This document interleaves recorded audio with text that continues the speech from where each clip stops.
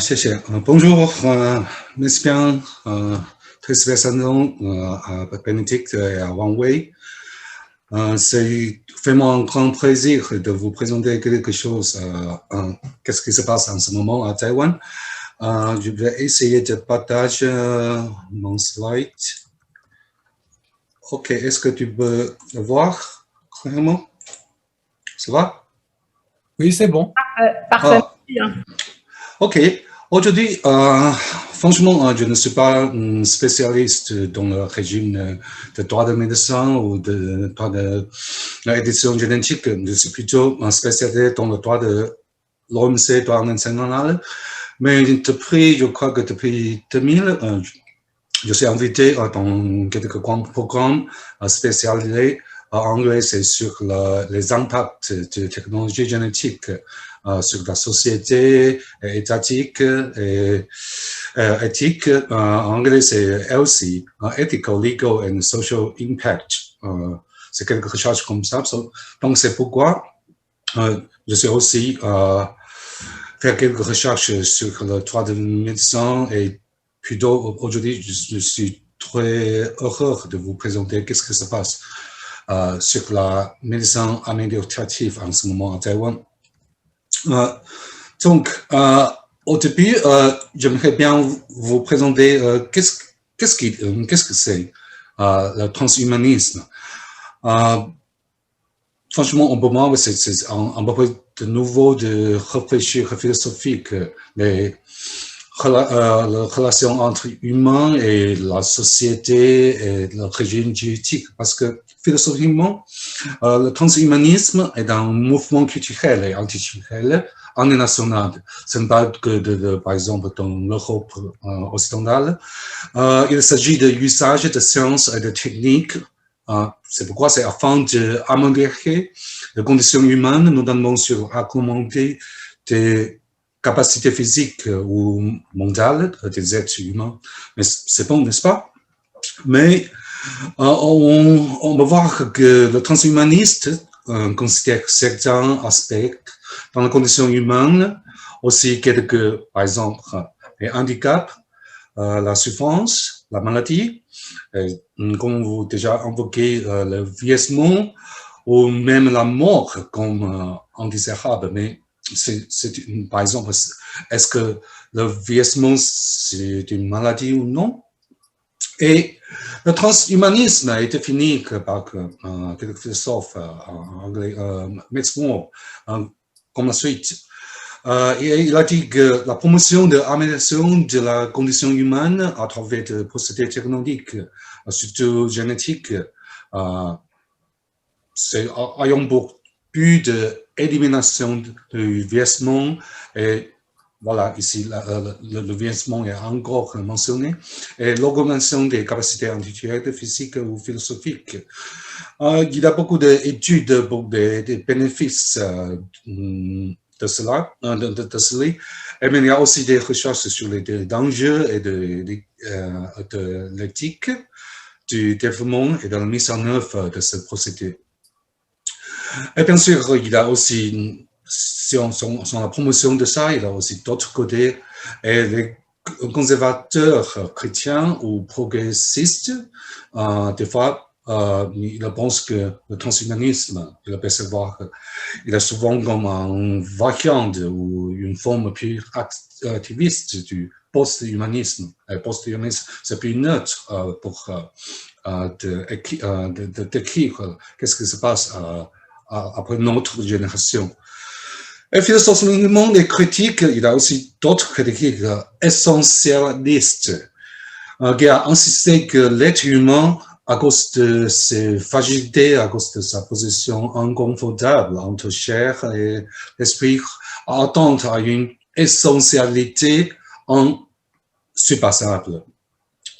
Et il évoque quelque chose, on a nommé que, est-ce qu'il y a une guerre eugénique? Je me souviens que hier, il y a quelques discussions sur ça. Il y a aussi des craintes sur, peut-être parce que après la Seconde Guerre mondiale,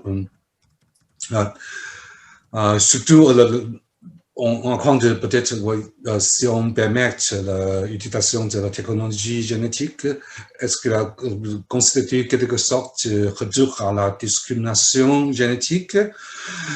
Surtout si il est permis au soutien par les gouvernements, c'est-à-dire c'est vraiment possible en violation des droits de l'homme.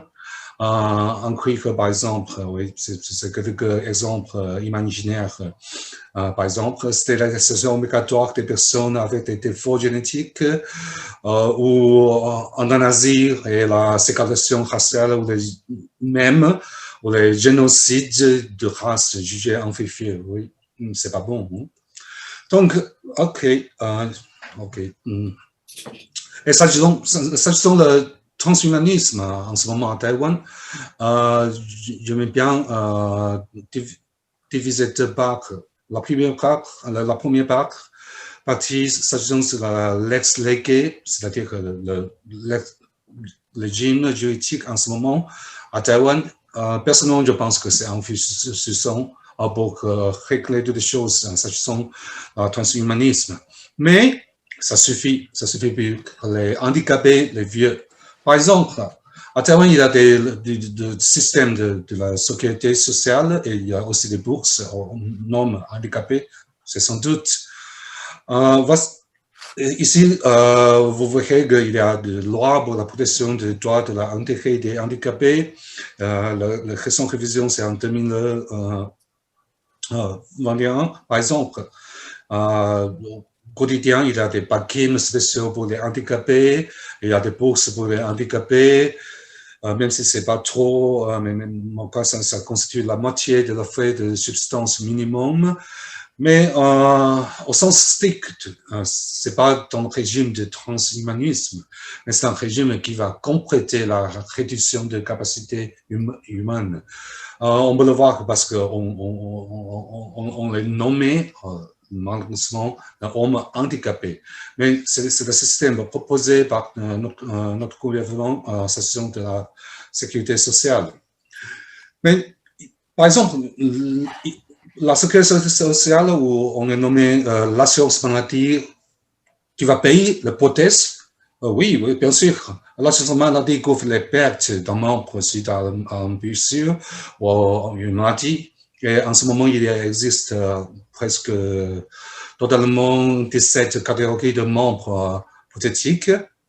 Et si vous voulez avoir quelque chose de plus cher, c'est aussi possible de couvrir la différence en mettant membre peut-être plus cher. Oui. Et cette bourse, il comprend aussi le diagnostic et l'inspection, toutes les choses sont comprises par la sécurité sociale. Mais quel régime juridique à la médecine améliorative? Principalement, on ne désigne pas à Taïwan un régime spécial, mais utilise, par exemple, ici, la loi du brevet ou la loi du médicament, le mécanisme d'inscription des nouveaux médicaments. Mais quel est le critère de permettre quelques nouvelles technologies en utilisant pour d'enlever quelque sorte de médecine améliorative? Je vais proposer une doctrinaison à un prochain slide, mais je crois qu'en principe, par exemple, dans la loi de brevet, si quelqu'un qui a innové quelque chose et demandé à faire quelques demandes à l'autorité pour lui autoriser quelques brevets, avoir le droit exclusif d'utiliser cette technologie. Mais s'il s'agit de la médecine américaine peut-être, et notre agence de brevet peut-être le refuse à cause de votre innovation, c'est contre l'autre public. C'est très ambigu, je le sais, mais parce qu'en ce moment, il n'y a pas de régime spécial. Mais il y a aussi d'autres possibilités juridiques. Oui, par exemple, il y a des lois sur le contrôle des aliments de santé. Des fois, c'est pas plutôt ce sont du régime de réclamation de la médecine améliorative, c'est pas vraiment médecin, c'est quelques aliments de santé. À Taïwan, il y a quelques lois spéciales pour ça. Par exemple, dans le l'Internet, surtout dans la télé, sur la télé, il y a trop de publicité. C'est carrément que quelques effets spéciaux à promouvoir quelque chose, par exemple. Cette chose va vous faire plus intelligent, quelque chose comme ça, vous venger plutôt que cette pile, peut-être ça vous aide pour rappeler beaucoup de choses, quelque chose comme ça. Et ici, c'est c'est un exemple très connu à Taïwan. À Taïwan, je crois que c'est à peu près 5 ans avant, il y a quelques publicités, s'agissant de la médicament à pouvoir l'intelligence. La FDA à Taïwan, Food and Drug Agency, qui a fait le contrôle et l'autorisation des nouveaux médicaments, il annonce au juin 2016 que c'est pas bon, hein. C'est médicament, c'est-à-dire que je ne sais pas comment il prononce correctement, méthylphéninate. Pardon. La FDA à Taïwan a déclaré que le médicament intelligent ou à l'intelligence le plus souvent dénaturé sur le marché est un médicament de facto en effet appelé méthylphénidate. C'est pour l'utilisation pour traiter de troubles, hyperactivité avec déficit de l'attention. C'est pas bon, hein? C'est pas bon pour les gens ordinaires, ce que nous appelons comme un trouble de hyperactivité. Mais on a besoin pour obtenir ce médicament, on a besoin d'ordonnance du médecin. FDA à Taïwan a en août déclaré que comme le médicament est en stimulation nerveuse centrale et qu'il est utilisé en clinique pour traiter l'hyperactivité, il est désormais sur le marché qu'il peut améliorer des performances intelligentes. Donc, oui, notre agence pour contrôle de médicaments a déjà annoncé que ça. Donc, il a enfin rappelé que ce médecin méthylphéninate est un médicament contrôle de 3e niveau. Il a différents niveaux pour contrôler les médicaments et il est limité pour les besoins médicaux ou scientifiques conformément à la loi. C'est en vérité de loi, peut-être il y a des peines, il y a aussi des punitions ou quelque chose comme ça. Et qu'est-ce qui se passe à l'avenir? Voici à Taïwan, il n'y a pas de régime suffisant pour contrôler toutes les médecines amélioratifs. Qu'est-ce qui va nous proposer ici, je le marque de l'ex ferenda, c'est-à-dire la loi à l'avenir. Personnellement, je pense que c'est nécessaire pour que Taïwan a bien réfléchir si on a besoin de quelques régimes spéciaux pour ça. Oui ou non, philosophiquement, il y a beaucoup de choses à faire en avance avant qu'on a proposé de la révision de loi ou créer un nouveau régime juridique. Parce que transhumanisme et l'évolution des normes, oui. Naturellement, c'est bon, mais les conceptions de notre ère et notre société.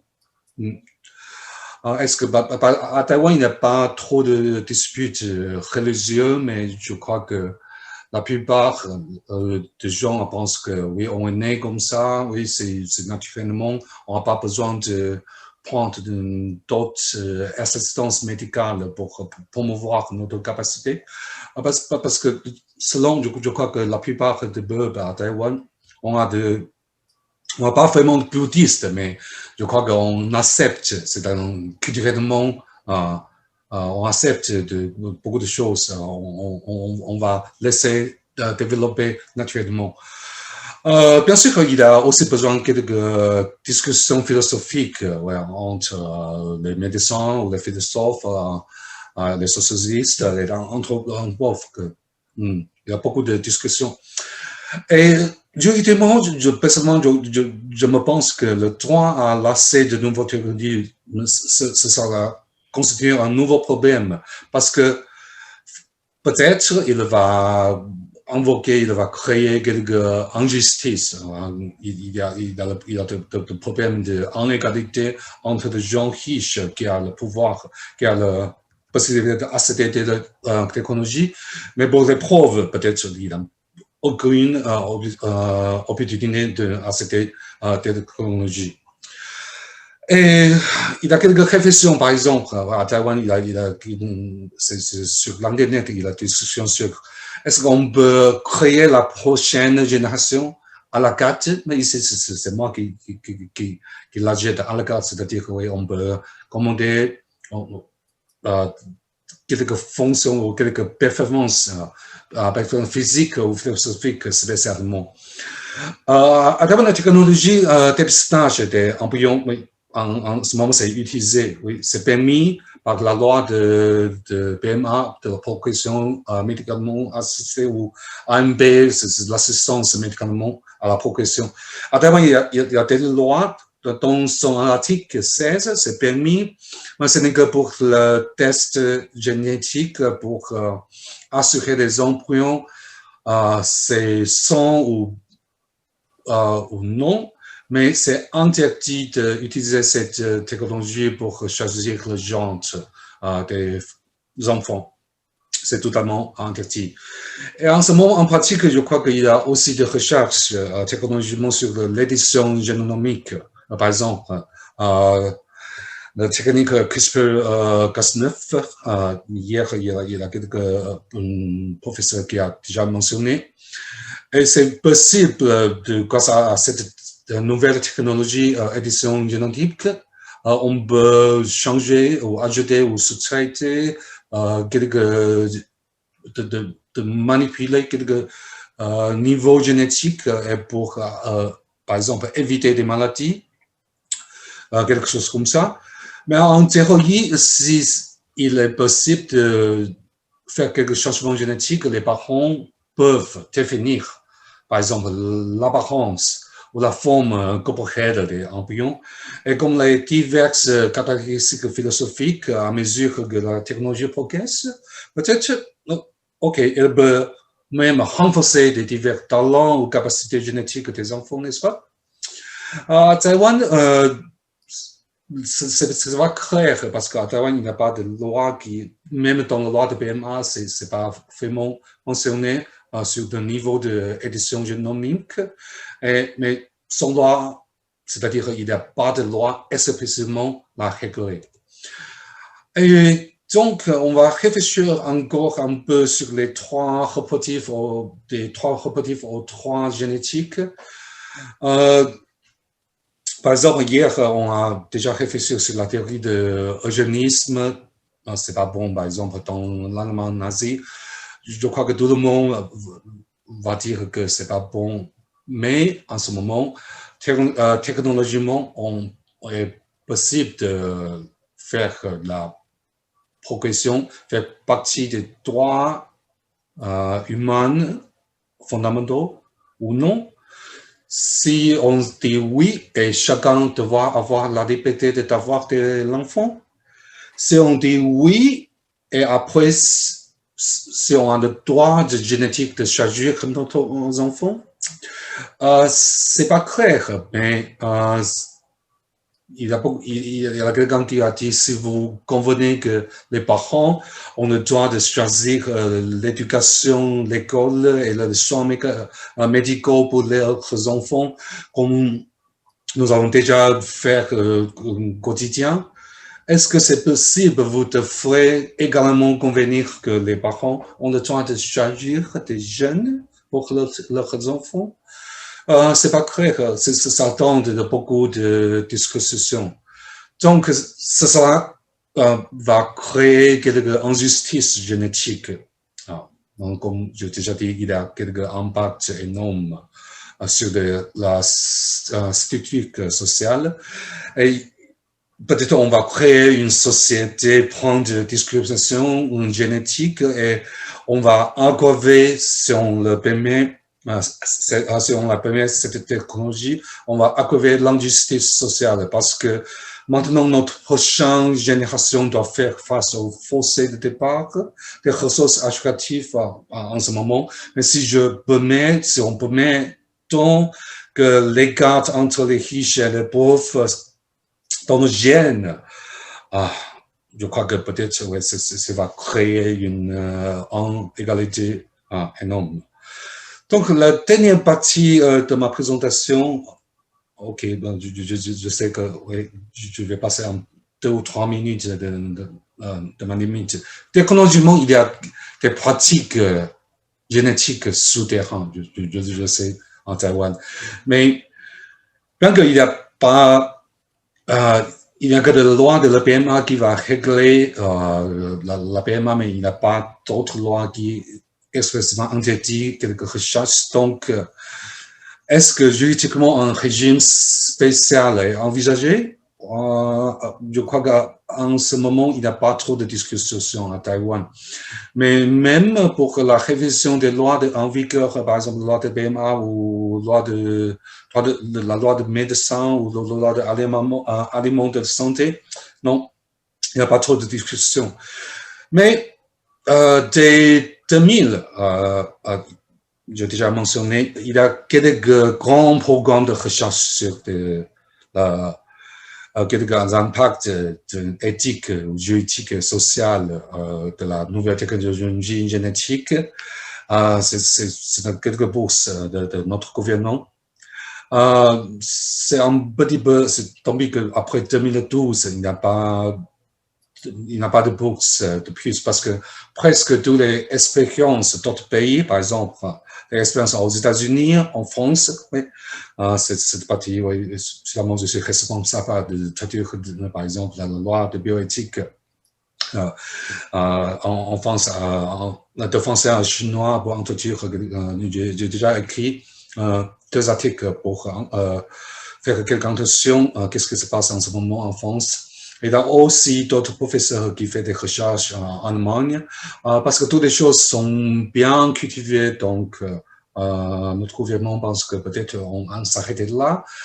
Mais après ça, même s'il n'y a pas de grand programme, je crois que beaucoup de professeurs, moi inclus, on a continué de faire des observations. Qu'est-ce qui passe en ce moment aux États-Unis, en France, ou en Allemagne, ou en d'autres pays.